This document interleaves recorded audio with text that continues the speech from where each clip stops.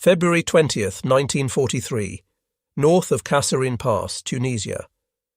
The battle report would never fully capture what the German tank commanders witnessed that morning. American Sherman tanks executing maneuvers that defied everything Wehrmacht doctrine said was possible without visual signals. Through the dust and smoke of the North African battlefield, 5 Sherman tanks, separated by broken terrain with no line of sight between them, converged on German positions with timing that seemed supernatural. No flags, no flares, no dispatch riders racing between vehicles. Yet they moved as a single organism, each tank covering blind spots the others couldn't see, each crew knowing exactly where their comrades were positioned. In German Panzer IVs equipped with Fu G5's radios, tank commanders struggled to hear their own company leaders through static that overwhelmed their amplitude modulation systems. The 10-watt German transmitters, state-of-the-art by the 1930s standards, couldn't penetrate more than a few hundred meters when tanks were moving. Most German tanks carried only receivers, unable to report what they saw or call for help. The Americans were operating with technology the Germans didn't know existed. Frequency modulation radios in every single tank, crystal-controlled precision, 25 watts of transmission power, and clarity that cut through engine noise and battlefield chaos like a knife through paper. 8,000 miles from Detroit's assembly lines, the most decisive technological advantage of World War II was revealing itself, not in armor thickness or gun caliber, but in the invisible electromagnetic waves that connected every American tank crew in ways the Wehrmacht never imagined possible. The transformation began on July 22, 1941, when the United States Army standardized the Signal Corps radio sets SCR 508, SCR 528, and SCR 538 for all medium tanks. While German forces were advancing through the Soviet Union using tactics that depended on radio communication between command vehicles, American engineers at the Galvin Manufacturing Company, later known as Motorola, were perfecting frequency modulation technology that would render German systems obsolete. The engineering team included Daniel E. Noble, who conceived the application of FM technology in military vehicles, and Henryk Magnoski, the principal RF engineer who solved the technical challenges of installing sophisticated electronics in the harsh environment of a tank. Their creation weighed 181 pounds and transformed every Sherman tank into a node in the world's first battlefield network. The BC604 transmitter generated 25 watts of power, 2.5 times the German FUG-5's output. Operating in the 20.0 to 27.9 MHz frequency range, it provided 10 preset channels with crystal-controlled stability. The dual BC603 receivers in the SCR 508 allowed commanders to monitor multiple frequencies simultaneously, a capability that would prove decisive in combat. The real revolution lay in frequency modulation itself. Edwin Armstrong's FM technology, licensed to the military, eliminated the static and interference that plagued amplitude modulation systems. While German tank radios picked up every electrical discharge as noise, American FM radios delivered clear voice communication even during artillery barrages. November 8, 1942. Operation Torch brought American armor to North Africa. The 2nd Armored Division's tanks landed near Safi and Fadala with SCR 508 radios that would soon demonstrate their superiority over German communications. The Afrika Korps, despite being the Wehrmacht's most experienced armoured force, operated under severe communication limitations. A standard German tank platoon of 5 vehicles included only 1 or 2 with full FUG-5 transceivers capable of both transmitting and receiving. The remaining tanks carried FUG-2 receivers only. They could hear orders but couldn't respond or report enemy positions. German tank platoons functioned through rigid hierarchy. The platoon leader transmitted orders that subordinate tanks acknowledged through actions rather than words. When command tanks were destroyed, Easily identified by their multiple antennae, entire platoons lost coordination. This vulnerability would prove catastrophic against American forces where every tank could assume command functions. The Battle of Kasserine Pass, February 14th to 24th, 1943, provided the first major demonstration of American radio superiority. Though tactically a German victory, the battle revealed capabilities that stunned Wehrmacht observers. During the confused fighting, scattered elements of the U.S. 1st Armored Division maintained coordination across 50 miles of battlefield. Tank crews who had never met coordinated attacks warned each other of threats and called for artillery support through crystal-clear FM communications.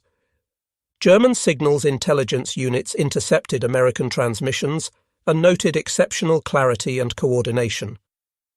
The 10th Panzer Division's intelligence section reported that American units maintained communication at ranges where German radios produced only static.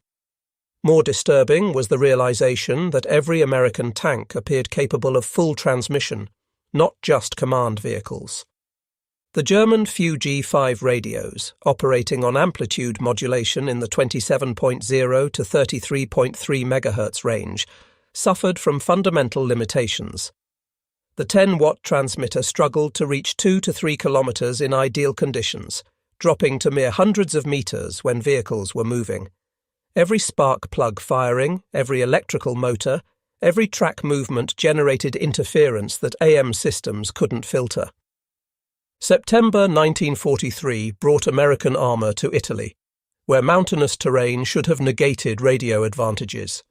Instead, FM technology proved even more valuable in conditions that rendered German AM radios useless. The SCR-508's frequency modulation handled the multipath interference of mountain valleys far better than amplitude modulation. American tanks coordinated movements through terrain where visual signals were impossible and German radios failed completely. During the advance toward Cassino, American armoured units demonstrated capabilities that defied German understanding. Tank platoons separated by ridgelines coordinated attacks with precision that German doctrine said required visual contact. The 1st Armoured Division's after-action reports described routine coordination at distances where German radios produced only static. June 6, 1944. As Sherman tanks rolled off landing craft at Normandy, their SCR-508 radios maintained contact with naval fire support, coordination impossible with German technology. But the hedgerow fighting revealed a critical gap. Tank radios couldn't communicate with infantry radios operating on different frequencies. The infantry's SCR-300 operated on 40.0 to 48.0 MHz, incompatible with tanks' 20.0 to 27.9 MHz range. This communication gap proved deadly in the bocage, where German infantry with Panzerfausts could approach American tanks while nearby American infantry had no way to warn them. American innovations solved the problem within weeks. Tank crews mounted EE-8 field telephones in ammunition boxes welded to tank exteriors, wired directly to internal communications. By Operation Cobra in late July, this simple modification revolutionized tank infantry cooperation. July 25th to 30th, 1944. Operation Cobra demonstrated the full potential of American radio superiority. The 2nd Armoured Division, commanded by Major General Edward H. Brooks, coordinated over 200 Sherman tanks through radio networks that enabled unprecedented battlefield control. German defenders from the Panzer Lehr Division faced an enemy that seemed to possess supernatural awareness. American tanks responded instantly to threats reported by other units miles away.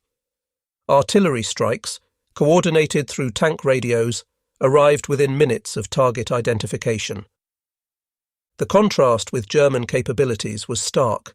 Panzer Lehr, once Germany's premier armoured division, had been reduced to communication poverty. Most tanks operated without radios, depending on visual signals in terrain where visibility rarely exceeded 100 metres. The few functioning radios suffered from interference and limited range that prevented effective coordination. The irony was profound. Germany had pioneered radio use in armoured warfare. Heinz Guderian, the architect of Blitzkrieg, had insisted on radio equipment in tanks since the 1920s. His book Achtung Panzer, published in 1937, emphasized communication as essential to armoured operations. Guderian had developed radio communication systems that enabled tank officers to coordinate attacks. He understood that rapid armour advances required reliable communication. Yet by 1943, German tank production couldn't provide the radios Guderian's own doctrine demanded. German production statistics revealed the crisis. In 1943, Germany manufactured approximately 5,700 medium tanks, but fewer than 2,000 Fuji-5 transceivers. Many radios went to command vehicles and assault guns, leaving regular tank units desperately short of communication equipment. Soviet tank forces suffered even worse communication poverty. The T-34, despite being the most produced Allied tank, typically entered combat without any radio equipment. Soviet doctrine relied on flag signals and pre-battle planning, with catastrophic results against German forces in 1941. By 1943, Lend-Lease provided some relief. American radios, including SCR 508 sets, equipped Soviet command tanks. But even by war's end, only about 25% of Soviet tanks carried radios. The comparison highlighted American achievement.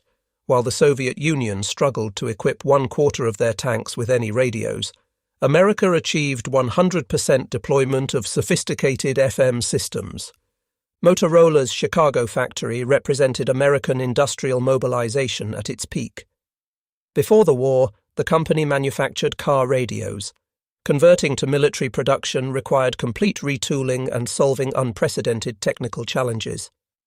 Each SCR 508 required 2,748 individual components manufactured to exacting standards.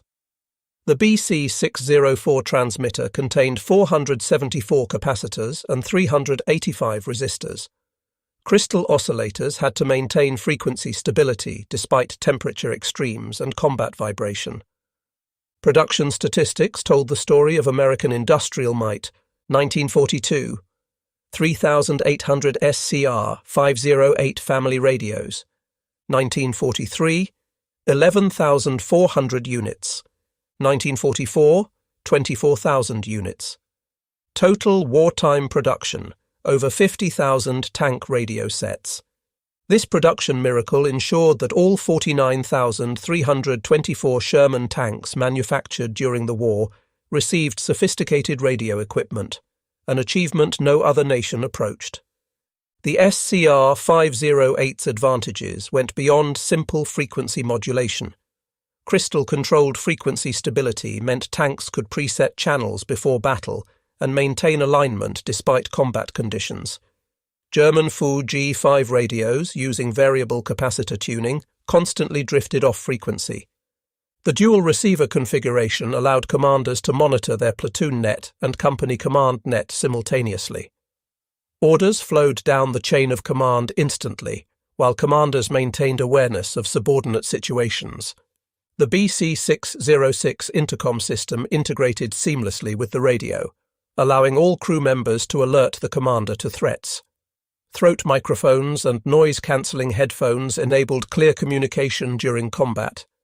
Many German tanks lacked intercoms entirely, forcing crews to communicate by touch or shouting.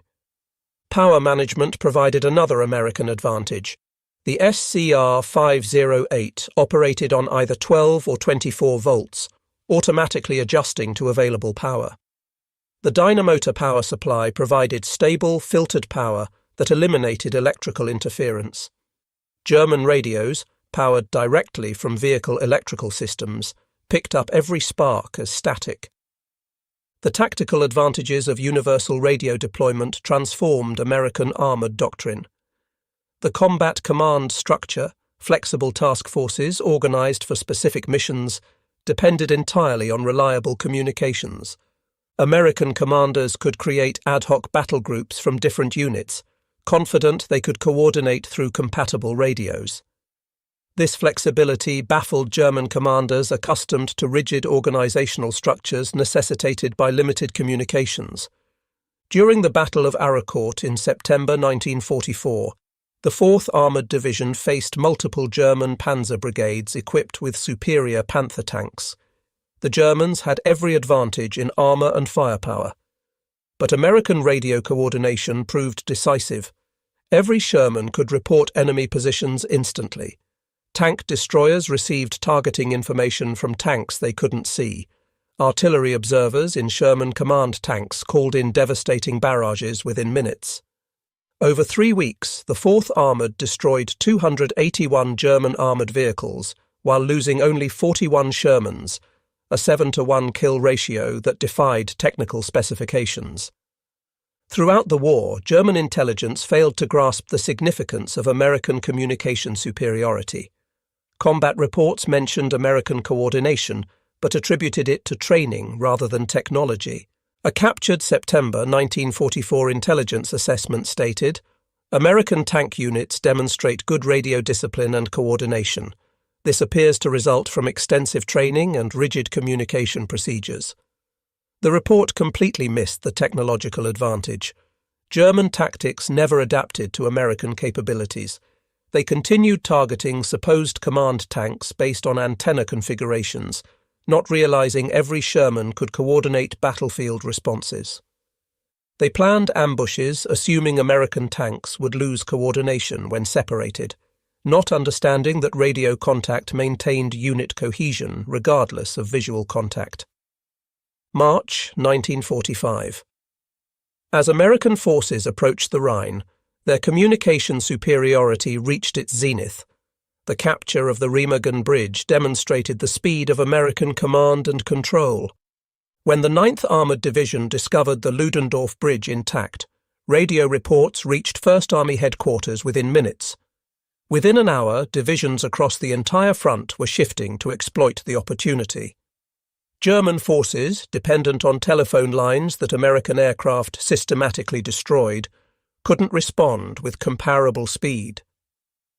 American radio coordination created an impenetrable defense of the bridgehead. Tank platoons from different battalions integrated seamlessly, coordinating fires through radio networks. German counterattacks, poorly coordinated due to communication failures, arrived piecemeal and were destroyed in detail. April 1945. The encirclement of the Ruhr pocket demonstrated the culmination of American communication superiority. American armoured columns from the 1st and 9th Armies coordinated a complex double envelopment entirely through radio communications. Inside the pocket, 325,000 German troops found themselves trapped, partly because their communications had collapsed. American fighter bombers, guided by radio-equipped forward air controllers, systematically destroyed German communication nodes. Wehrmacht units lost contact with higher headquarters and each other.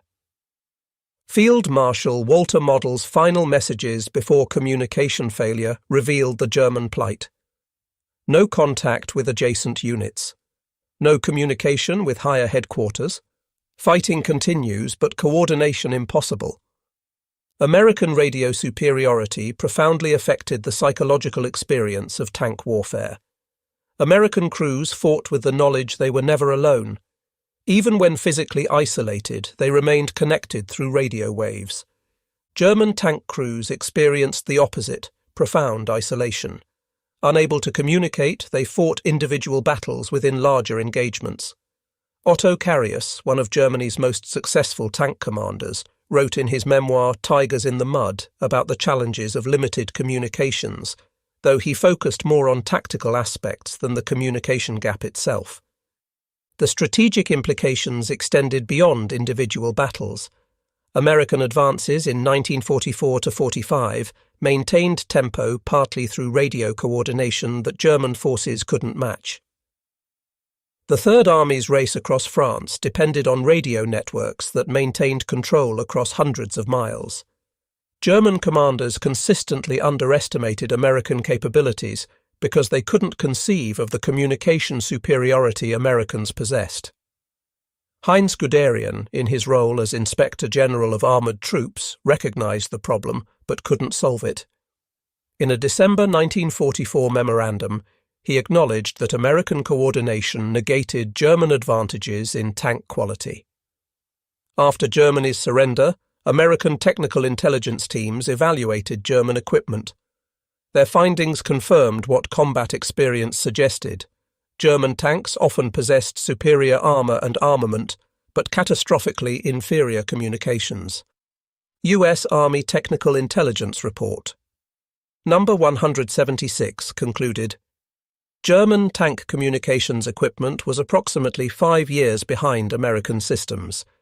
The absence of frequency modulation, limited radio distribution, and poor electrical suppression created critical vulnerabilities. Soviet evaluators reached similar conclusions. The Red Army, given access to captured German equipment, chose to copy American radio designs rather than German systems for post-war development. Production and deployment statistics reveal the magnitude of American achievement. American radio production, SCR 508/5, 28/538 radios produced, 50,000 plus units. Sherman tanks produced 49,324 units. Radio deployment rate, 100%. Transmission power, 25 watts. Frequency stability, crystal controlled plus or minus 0.01%. Range, moving, 7 miles. Range, stationary, 10 to 15 miles. German radio production FUG-5 transceivers produced, approximately 6,000 units. Medium-heavy tanks produced, approximately 12,000 units. Full transceiver deployment rate, approximately 20%. Transmission power, 10 watts. Frequency stability, variable plus or minus 1%. Range, moving, 0.5 to 1 mile. Range, stationary, 2 to 3 miles. Communication effectiveness. Average time for American fire mission, 3 to 5 minutes. Average time for German fire mission, 15 to 30 minutes. American tanks achieving coordination, 100%. German tanks with full communication, 20%. The radio superiority of Sherman tanks established principles that govern armoured warfare today. Modern main battle tanks carry communication suites that trace their lineage directly to the SCR 508, digital rather than analogue, but fundamentally based on universal deployment and reliable coordination. The German Bundeswehr, rebuilt in the 1950s, prioritized communications based on World War II lessons. Every Leopard tank manufactured has carried comprehensive radio systems. A Bundeswehr training manual explicitly states, "The defeat of superior German tanks by inferior American vehicles with superior radios teaches that. Information dominance outweighs platform superiority." Modern conflicts validate this lesson. In the 1991 Gulf War, coalition forces with superior communications destroyed Iraqi forces equipped with individually superior Soviet-designed tanks but inferior radios. In 2003, American forces again demonstrated that network-centric warfare defeats platform-centric warfare. The story of American Sherman tank radio superiority represents a victory in the electromagnetic spectrum that proved more decisive than advantages in armour or firepower. German tank crews fought their war partially blind to this revolution, discovering too late that every Sherman tank was not just a fighting vehicle, but a node in history's first battlefield network. The SCR 508 radio transformed the M4 Sherman from an adequate medium tank into a component of a weapons system that included every other American tank on the battlefield. This transformation proved more decisive than any improvement in armour or firepower could have achieved. Every Sherman tank carried the tools of victory, not just in its 75mm gun or sloped armour, but in the 181 pounds of radio equipment that connected its crew to every other American tank crew. This connection created a collective intelligence that no individual German tank, regardless of superiority in armour or firepower, could match. German forces discovered this reality through bitter experience. At Kasserine Pass, in Italy's mountains, across France's hedgerows, and in Germany's final battles, American tanks demonstrated coordination that German doctrine said was impossible without visual contact. The Wehrmacht never developed an effective counter because they never fully understood the technological gap. Field Marshal Wilhelm Keitel's reported comment at Germany's surrender, "We knew how to build better tanks, but you knew how to make them work together," captured a fundamental truth, whether accurately quoted or apocryphal. America had built not just 49,324 Sherman tanks, but 49,324 nodes in the world's first armoured battlefield network. The revolution in military affairs that historians identify with modern network-centric warfare actually began in 1942, when the first Sherman tank with an SCR-508 radio entered combat. From that moment, warfare changed forever. The side with superior communications would defeat the side with superior weapons, the network would defeat the platform, and the connected would overcome the isolated. This transformation occurred largely invisible to German forces. They saw American tactical superiority, but didn't recognize its technological foundation until far too late. By the time German commanders understood that every Sherman tank possessed communication capabilities that most German tanks lacked, the war was effectively decided. The German military's failure to recognize and adapt to American communication superiority stands as one of World War II's great intelligence failures. Despite countless battlefield encounters demonstrating American coordination advantages, German leadership never prioritized solving their critical communication weakness. They continued building superior tanks that fought as isolated individuals, while American forces built adequate tanks that fought as coordinated teams. In the end, the electromagnetic waves carried by SCR-508 radios proved more powerful than the armour-piercing rounds fired by German 88mm guns. The ability to coordinate, to share information instantly, to fight as a unified force rather than as individual vehicles. This invisible advantage determined victory more surely than any visible superiority in armour or armament. The Sherman tank's radio superiority changed warfare forever, establishing the principle that in modern combat, connection equals survival and isolation equals defeat. German troops discovered this reality on battlefields across 3 continents, learning too late that the Americans possessed not just numerical superiority, but technological superiority in the dimension that mattered most, the ability to fight as one.